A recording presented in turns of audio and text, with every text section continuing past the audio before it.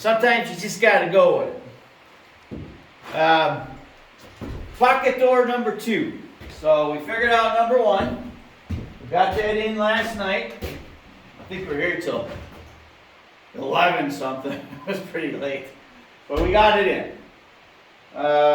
Couple lessons learned, I suppose. It was our first time doing it.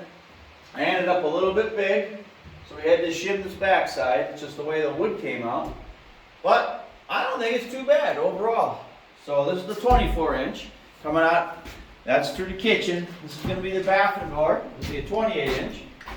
And so I got to take this out, this out, this out. I got to put more wood back here because this opening is 58 inches, so it's a little bit bigger. I have to cut all this out. I'm going to have to take this piece off, not this one, but this one, because I don't want to push the door anymore that way. We have to maintain 36 inches on this side for the shower and the toilet and the washer and dryer that'll be on this side. I want to maintain that distance. So I'm going to just cut this side here off, put another piece in. I'll come up 83 inches. And that way when I put the headers on here, we'll be at that 84 and a half, because we'll be sitting on top here. So that's what we're working on. Door number 2. I hope it'll go potentially a little smoother than door number 1. But overall it didn't go too bad.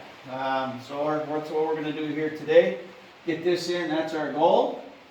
And then I don't know, that's our goal for today. And then past that, we'll have to see what's left, I guess. What else we can do. As you can see, my wife, she started putting electrical boxes in. And she kind of sporadically put them throughout. Now I'll come in and put them where I want to put them. And then we'll end up with 85 boxes in the house. But we shouldn't have nobody saying, hey, I wish there was a plug here. There should be plugs all over the place. So we had a drywall quote today. He came in to measure everything, so we're waiting for his quote. We got the spray foam quote that came in last night. All the videos we watched all talk about spray foam. So we decided we're going to do closed cell on the floor. And again, everything is moisture related, right? You want to keep moisture out. We spent the extra money. It was about 500 bucks. But on the outside of the OSB, between the OSB and the metal, we wrapped it. We had it wrapped with tie-back. I hope it was worth it. I looked at it just sort of a little bit more insurance. Again, the whole idea is to keep moisture out.